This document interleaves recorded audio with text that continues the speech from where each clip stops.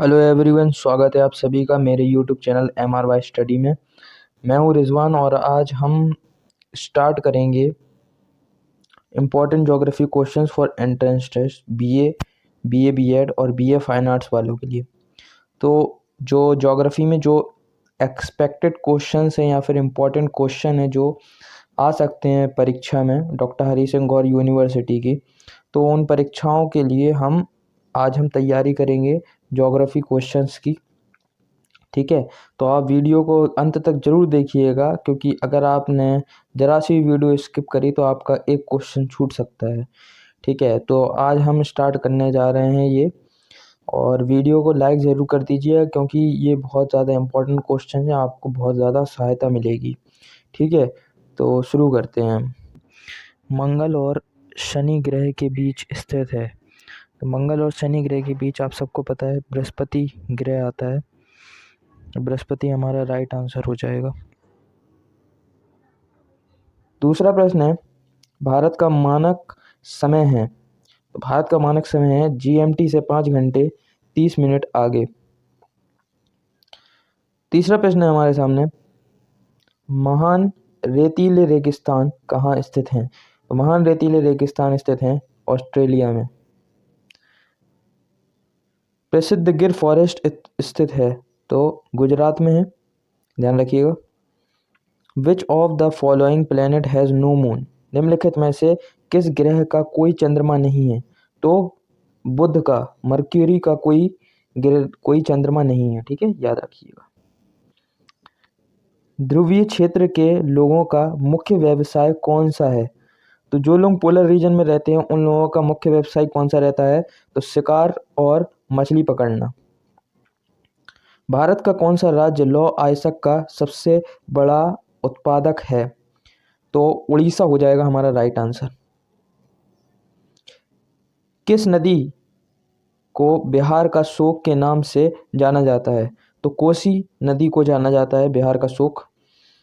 प्रायद्वीपीय भारत की सबसे लंबी नदी। तो प्रायद्वीपीय भारत की सबसे लंबी नदी है Narmada. Grand trunk road connects. Grand trunk road जोड़ती है कोलकाता और अमृतसर को जोड़ती है, ध्यान रखिएगा। निम्नलिखित में से कौन सी चोटी सबसे ऊंची है। तो इसमें निम्नलिखित में से पूछी गई है कि सबसे ऊंची चोटी कौन सी है, मतलब सबसे हाईएस्ट पीक जिसको बोला जाए, तो वो है हमारी गॉडविन ऑस्टिन। ठीक है, ध्यान रखिएगा, ये होगा हमारा आंसर, गॉडविन ऑस्टिन। अगला प्रश्न है, कौन सा जलमार्ग भारत को श्रीलंका से अलग करता है।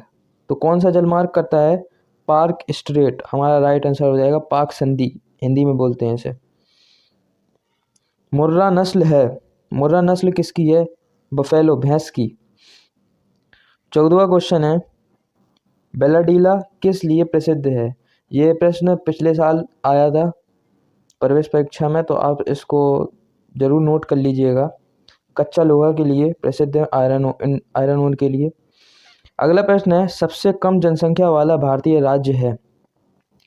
सबसे कम जनसंख्या वाला भारतीय राज्य है हमारा सिक्किम। ये भी प्रश्न आया था, तो इसको भी आप इम्पोर्टेंट टिक कर लीजिए। अगला प्रश्न है, भारत का सबसे बड़ा भाषाई समूह। तो भारत का सबसे बड़ा भाषाई समूह है इंडो आर्यन। प्रश्न है, किस गैस को ग्रीन हाउस गैस नहीं कहा जाता है। Which gas is not referred as green house gas. तो हमारा आंसर हो जाएगा NH3। NH3 अमोनिया गैस होती है और इसको ग्रीन हाउस गैस नहीं कहा जाता है, ध्यान रखिएगा।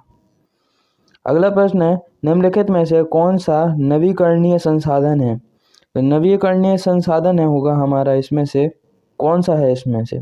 तो रिन्यूएबल रिसोर्स हमारा हो जाएगा जल, वाटर, क्योंकि इसको हम रिन्यू कर सकते हैं और बाकी जो रिसोर्स होते हैं उसको हम रिन्यू नहीं कर सकते हैं, जैसे कि नेचुरल गैस हो गया, कोल हो गया, पेट्रोलियम हो गया, ये सारे हो गए।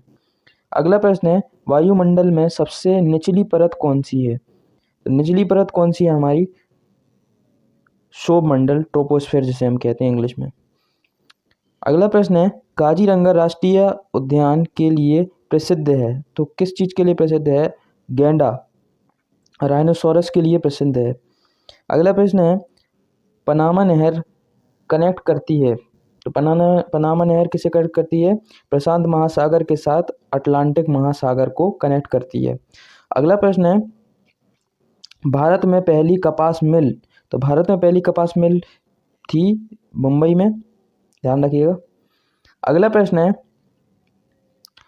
भारत का सबसे ऊंचा हवाई अड्डा, हाईएस्ट एयरपोर्ट, तो हाईएस्ट एयरपोर्ट हो जाएगा हमारा लेह हवाई अड्डा या लेह एयरपोर्ट।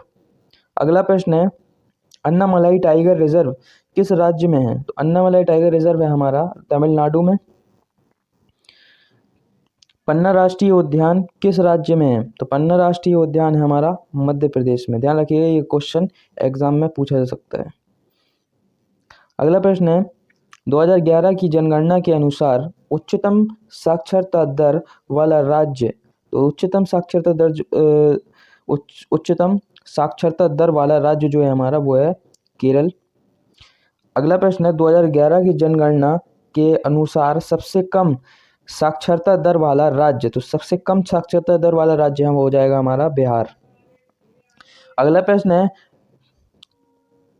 पुश और पुल कारक किसके लिए जिम्मेदार हैं? तो प्रवास के लिए जिम्मेदार होते हैं, माइग्रेशन इसका होता है, इसकी वजह से पुश और पुल फैक्टर होते हैं। अगला प्रश्न है, प्राइम मेरिडियन किस देश से होकर गुजरती है? तो प्राइम मेरिडियन इंग्लैंड से होकर गुजरती है। निम्नलिखित में से कौन सही ढंग से मेल खाता है? तो इनमें से कौन सा जो है वो सही ढंग से मेल खा रहा है? तो सबसे पहला जो है gulf stream, north Atlantic ocean, ये बिल्कुल करेक्ट मैच है। अगला प्रश्न है, कांडला बंदरगाह किस राज्य में स्थित है? तो कांडला बंदरगाह है हमारा गुजरात में।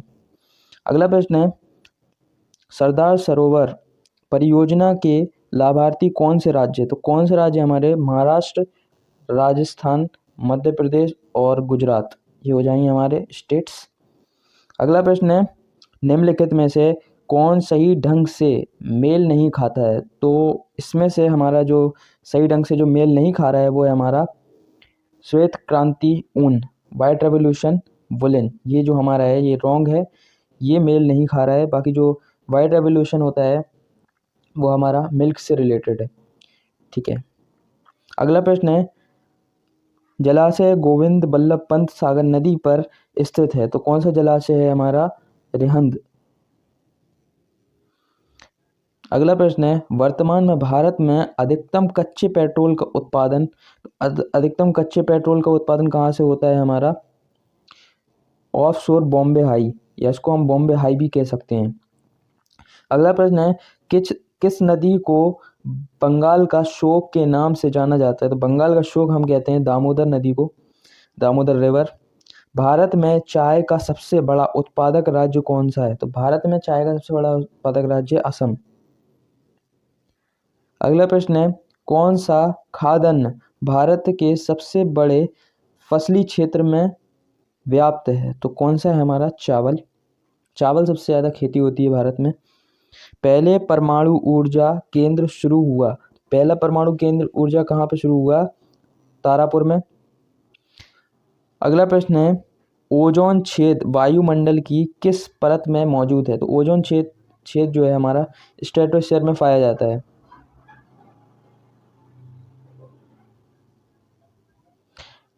तो स्ट्रेटोस्फीयर हमारा राइट आंसर हो जाएगा।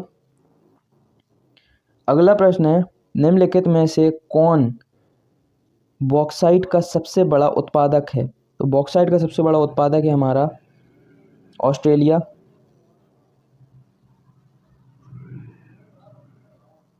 ऑस्ट्रेलिया हमारा राइट आंसर हो जाएगा। अगला जो प्रश्न है वो है, वायु प्रदूषण में शामिल है, तो वायु प्रदूषण में क्या शामिल होता है?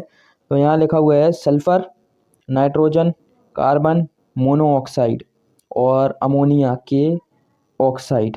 ये जो कण होते हैं ये जो केमिकल होते हैं गैस के रूप में, ये हवा में मिल जाते हैं और हवा को प्रदूषित कर देते हैं, उस वजह से वायु प्रदूषण होती है।